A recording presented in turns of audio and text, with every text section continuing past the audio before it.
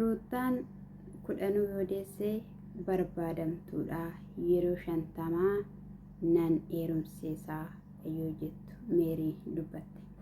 Ashamaa akkam jirtu hordoftoonni kiyyaa marti keessan isiniin jecha subscribe like comment gochuudhaan akka isin jajjabeessitan asumaan isin gaafadha qaaliiwwan kiyya isiniin jechuudha. Egaa wanti kaleessa viidiyoo Abrahaam irratti ta'e dhugaa dubbachuuf baay'ee tokko nama jibbisiisa.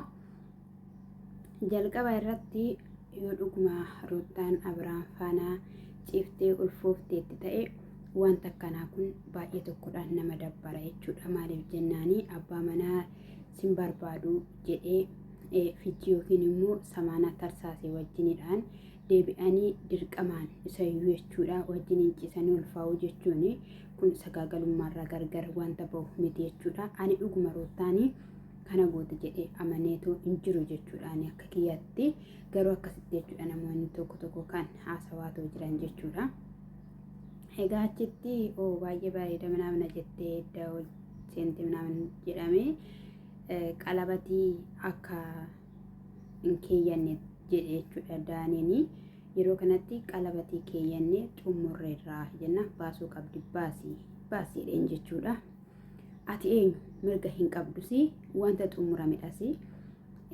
Kanammoo jechuudha namachi keessa jirutu akkas isaan godhee yaada. Ani maaliif jennaanii fakkeenyaaf amma osoo qalabatiin hin kaayamiin osoo dhumammoo ermeelaan hin dhufiin iyyuu osoo dhufaniiru ta'ee jechuudha rakkoo guddaatu uumama ture. Gadda kan caalutu uumama ture.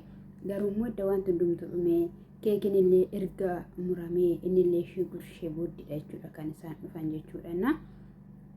Kun salphina akka kiyyatti salphina dhugaan siniin jedhe hin deemu jala na hiikee sin fedhu naan jedhee adda irratti akkasitti na salphisee dubartummaa koo maalummaa koo erga inni na leeyyesse booddee ijaan argaa isaatii naannoonni jiru karaa naannoonni jiru hin darban akka kiyyaatti jechuudha. Inni dammoo gaa'ela kana keessatti lachan keessan iyyuu balleessitaniittu. Iyya namaa kan dhaga'u Waaqayyoo watwaannaa namaa kan dhaga'u Waaqayyoo osoo dhugaa qabaataniiru. Ruutaan gaafa garaatti baattuyyuu yeroo darbes jedheera kana hin teenye. Maaliif jennaan isaan inaafsisuudha jettee akka yeroota fidaa turte ni yaadattu jechuudha. Haa ta'u abaatummoo manaa ulfa baattee haa jennu lafa kam dhatte iddoo kam dhatte jalqabammoo gaafa lolli kun yookiin immoo Ruutaa fi Abrahaam wal loluu eegalan andi Eroobee fi Abbuush fa'iyyuu miti Meerii fi Daaniidha. Meeriin Daaniin dhufee har'aa ani obboleessa isheetii kanaaf na galchaa otoo ishiin hin eeyyamiin gaa'elatti hin galtu hin barbaachisu kan inni jedhu sin fuudhaa sin barbaadaa sin alaa jiraachuu hin danda'u jedhee osoo xiqqeeffana dhaqu jiru ababaa baatee kan dhaqe isa miti tokkodha. Gaa'elli jara kanaa jechuudha isa nuti duratti waan arginu walitti qabnee taphannu baala bosoqqee minaamina jennee walitti taphannu jechuudha. Akkasittidhaanii tartiiba hiriyoota isaanii galfatanii gaa'ela kana hanga kanaatti jechuudha ijaa gurra akka inni dhabu taasisaniitu jiru jechuudha. Namni dhiirri gaafa alaa galuu fuula ifaatti nagarsiistu taanaan dhiirri tuttuqaa barbaada. Dhiirri sossobbii barbaada. Ibidda beektaa? Ibidda gaafa waan tokko hojjettu gaafa nyaata isaa waan barbaadu hojjedhu hin bilcheessita waan ta'eef jechuudha. Dirqama itti sissaa deemta qoraan itti dabalaa deemta itti sissaa deemta. Haala sanaan bareedee sii qabatee waan ati yaadde sana siif xumuraa jechuudha. Gaa'ellis tuttuqqaa barbaada, sossobbii barbaada, ushururuu barbaada. Ilmi dhiiraa kan si dhiisee gadi bahuu fi waan barbaadu sana sirraan arganne, wanta fedhu sana sirraan arganne. Kanarraadhaan kan ka'e ala jechaa bulaa jechuudha. Ala jechaa dhufaa jechuudha. Kana warra gaa'ela barsiisan irraa barachuu dandeessu jechuudha. Hubachuu dandeessu.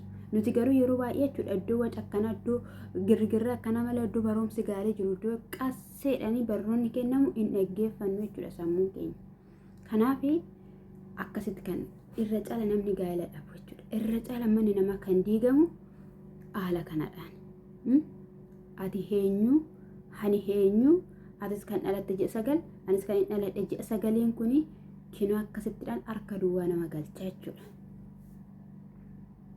Meeriin Ruutaa waan fayyadde fakkaattee waa meeqa keessa sossobanii galchanii shururuu jedhanii galchanii yoo dhuguma ulfooftees immoo mucaa tokko faana san deebine lammata ulfaayiti deebi'a jedhaniini waan isaan jedhan hunduma tole jettee fudhattee boru garuu kan gatii baasu isheedha. Suuta ittee tasgabbuuftee ofiishiitti yaaddee ofitti deebitee jireenya ishii borullee akka hin eegalle kan gochaa jiran isaan mataa isaaniiti. Isaan mataa isaanii nama biraa seetanii kan dhiphisaa jiru kan rakkisaa jiru Ruutaa. Innumti ishiin jechuudha maalum sodaatteeti isaan faana lafa isaan jedhan hundumaa foqooqxi isheenoo. Isa dhugaan siniin jedhe maal fuudha dhufte? Siras abbaa manaa kooti jetteeti mooyyuu abbaa mucaa kooti jetteeti mooyyuu isa kaleessaa yoo maayoo keeriyyuu hin qabu luuliyyuu mee gaafa ishiin garaatti baattu Abiraam keerii ishiin qabu ture. Isa dhugaan siniin jedhe utoo ishiin garaatti baattu maadhiisee deema. Waatu jirame kan dhokate wayii waatu jira. Abrahaam gaafa ishiin garaatti baattee dhiifama gaafatee ermeen lafaan dhaqee ofitti deebisuudha jedhee waan hin dubbanne icciti jira garuu gaafa gadi ba'uu ni qabaa jedhe. Eeshiyaa jennu gaafa immoo DNA'n ilaalamee dhummame dhaqee qobaasaa haasofsiifadhee manatti deebisuun barbaada.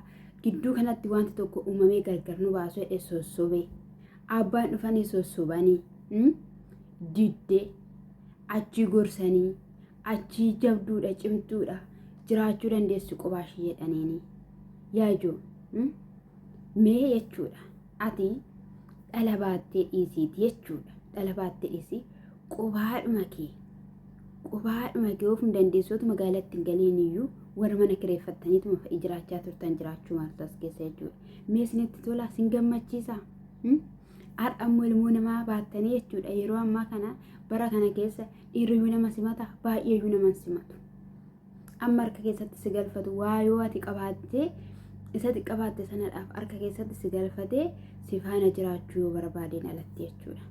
Dhala kana gatii baasisan Meerii fi Daaniin jechuudha. Sossobbisaa sossobanii jalqaba biratti galchanii sanaa booddee wanti tokko yoo uumameera ta'e mucayyoon akka gadi hin jenne gorsanii ibidda keessa kaa'an. Abiraam immoo girgirrii hin barbaadu ciqiciqee hin barbaadu jechuudhaan waan hundumayyuu dhiisee bakka hidhee obbitee taa'uu dadhabee sababa hiriyoota isaatiidhaan dhaqiqee bira dubartii bira deemee sanarraatiin kinoo akkana ta'e jechuudha. Amma Abirahaamii boochi Ruutaa irra jira. Cubbuun Ruutaa si qabaa. Ruutaadhaan waan baay'ee dubbatte waan baay'ee jetteeni oolmaa sana nyaatte kan jedhan ni jiru. Eessumaan jechuudha boochi Ruutaa dhaga'ama. Ruutaan mee of qabdee hin teenye. Iyyi kee kan dhaga'amu yoo ati teessee yoo ati of qabdee teessee yoo ati waca wayii keessa galuu baatte yoo ati waan tokko irratti hin raawwannedha. Ruutaan miidhamni ishii bakka garaa isheen itti baattee qophaa ishii tan karaattatte duwwaatti. Kanarraatiin kan hafee irratti hojjechuudhaan irratti baqaa xiiqiidhaan ka'uudhaan hinaaffaadhaan ka'uudhaan wanti isheen irratti hin hojjenne hin jiru. Macaafni karaa mirgaa surkutan bitaa keeyyuutti qabi jedha. Obsuu qabdi turteeyyuu gadi jechuu qabdi turteeyyuu akka namni ishii yaadutti dhugumaanis immoo akka inni laphee cabaa qabaatee deebi'uufillee of qoxxobuu qabdiyyuu. Dhiirri dhiiradha. Dhiirri waggaa 70tti iyyuu bahee fuudhuu danda'a. Dhiirri akka dubartii miti. Anis akka isaan ta'a jechuu hin dandeessu. Hanga barbaadde qabeenya qabaadhu. Hanga barbaadde jabduu ta'e. Hanga barbaadde bakka. Hanga barbaadde hanga akka dhiiraa ta'uu hin dandeessu. Dhugaan siin jedhe. Jabduu ta'uu dandeessaa. Mana kee dhaabuu dandeessaa. Jiruu kee dhaabuu dandeessaa. Waan baay'eedhaan bakka dinqisiifamuu dandeessa. garuu abaddan akka dhiiraan ta'a jettee yaade.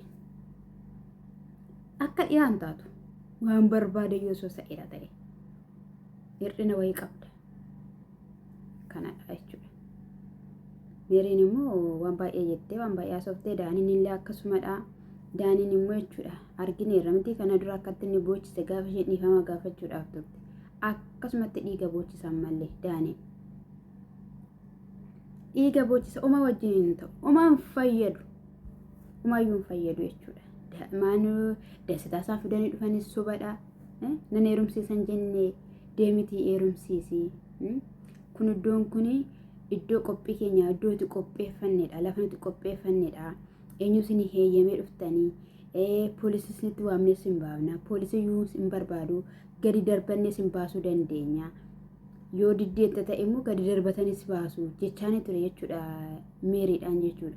Meeriin immoo hanga dubartummaa isheetii fi wanni ishiin taane iddoo sanatti Ruutaan iyyuu maal dubbatte Ruutaan iyyuu maal yoo dubbanne jechuun kana dhaayi kan kee jireenyi kana dhaayi jette malee wanta ishiin jettee hin jiru kinoo fidaati in laalla meerre bilbilli kiyyaa bilbila korra jira ani sii keera ergan sii kee immoo fuudhee akka barbaade waan ta'e singalchuu har'a qalabatti godhannee kana booddee immoo cidha keenya harbuu dandeessu wanti si fiddan hin jiru jennaan lolaa ture jechuudha gaa baasii ati eenyudha kan maaliitidha kanati haala kanaan hojjettu jabina sitti fakkaate jedhatteeni bakka buziyyeedhaan immoo waggaa waggaatti fuusisuun maalidha jennaani baga waan gaariin godhette warri suniyyuu akka callisaniif baay'ee qophiin taasifamaa ture jechuudha maaliif yoo waan tokko godhanii rukutaniiru yoo ta'e hidhamuu danda'u waan ta'eef jechuudha calli jedhanii jechuudha sanii galeera innaa isa kanadha ijoollee lamaan sun immoo Amiruu fi Joon keessattuu jechuudha obsa dhabanii turanii bakka girgirri humutti turan jechuudha Daanii faana illee jechuudha